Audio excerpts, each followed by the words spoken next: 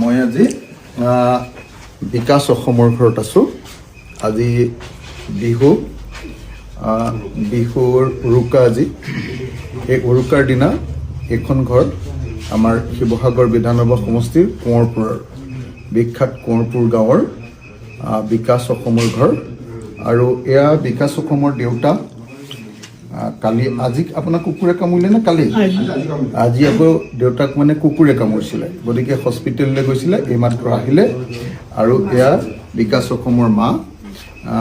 মই মাক আজি মোৰ ঘৰত যেনেকৈ বিহুৰ দিনা মাক সেৱা কৰোঁ, যিহেতু বিকাশ নাই সেইকাৰণে মই বিকাশ অসমৰ মাকক অৰ্থাৎ মোৰ মাক এবাৰ সেৱা কৰিবলৈ আহিলোঁ, দেউতাকো সেৱা কৰিবলৈ আহিলোঁ।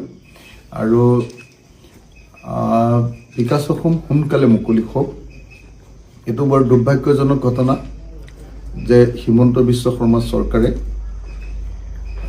আমাৰ ল'ৰাবিলাকক এনেকৈ অত্যাচাৰ কৰি ইটোৰ পিছত সিটো গোচৰ জাপি দি অসমত প্ৰতিবাদ নাইকিয়া কৰিব খুজিছে।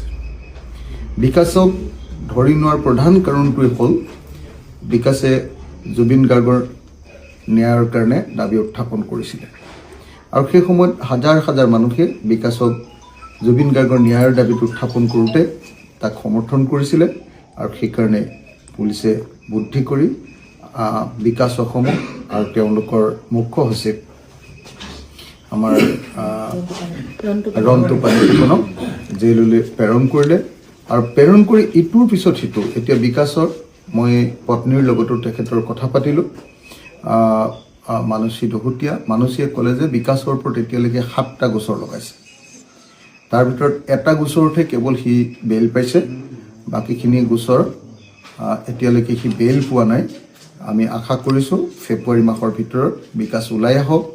আৰু লগতে আমাৰ ৰন্তু পানিফুকন, সিও মোৰ ভাই, গতিকে ৰন্তু পানিফুকনকো আমি উলিয়াই আনিবলৈ চেষ্টা কৰিব লাগিব। আমি সকলোৱে মিলি সিহঁতক উলিয়াই আনিম।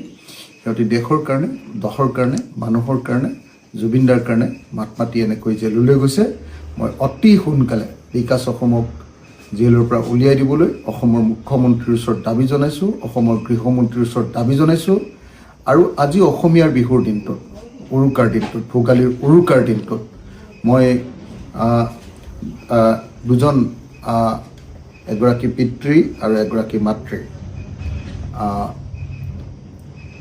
যাৰ সন্তানে এতিয়া জেলত আছে আৰু জুবিনদাৰ কাৰণে মাত মাতি জেলত আছে, সেই পৰিয়ালটিৰ পিতৃ মাতৃৰ ওচৰত আহি সেৱা লৈছোঁ, তেখেতসকলৰ লগত আছোঁ। আৰু আশা কৰোঁ যে অসমৰ সকলো মানুহে আমাৰ বিকাশ অসমৰ মুক্তিৰ কাৰণে আৰু ৰন্তু পানিফুকনৰ মুক্তিৰ কাৰণে অতি সোনকালে জেলৰ পৰা ৰিলিজ কৰি দিবৰ কাৰণে আমি সকলোৱে দাবী জনাম।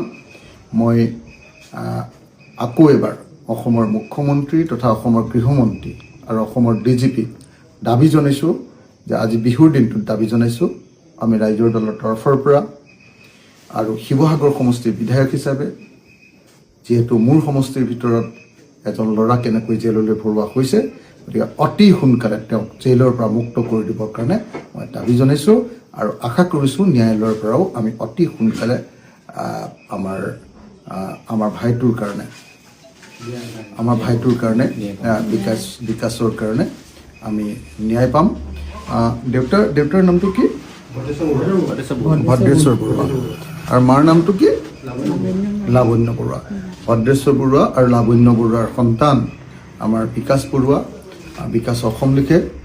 সি সাহসেৰে সৈতে অসমৰ বিভিন্ন প্ৰশ্নবিলাক উত্থাপন কৰিছিলে। বিশেষকৈ বহিৰাজ্যৰ পৰা আহি অসমৰ থলুৱা মানুহৰ ওপৰত কৰা অত্যাচাৰৰ বিৰুদ্ধে সি মাত মাতে। গতিকে মই আশা কৰোঁ যে অতি সোনকালে বিকাশে ন্যায় পাব। আমি বিকাশক ন্যায় দিব লাগিব। অসমীয়া মানুহে বিকাশক আমি জেলৰ পৰা উলিয়াই আনিব লাগিব আৰু বিকাশৰ কাৰণে সকলোৱে মাত মাতিব লাগিব। জুবিনদাৰ ন্যায় কাৰণে মাত মতাৰ কাৰণে আজি বিকাশ এনেকৈ জেলত আছে। গতিকে তাক আমি জেলৰ পৰা উলিয়াই আনিবই লাগিব আৰু লগতে ৰন্তু পানিফুকনকো আমি জেলৰ পৰা উলিয়াই আনিব লাগিব। মই অতি সোনকালে, যিমান সোনকালে পাৰোঁ আদালতৰ পৰা কেনেকৈ উলিয়াই আনিব পাৰি তাৰ কাৰণে আইনসংগত ব্যৱস্থাবিলাকো গ্ৰহণ কৰিবৰ কাৰণে চেষ্টা কৰিম।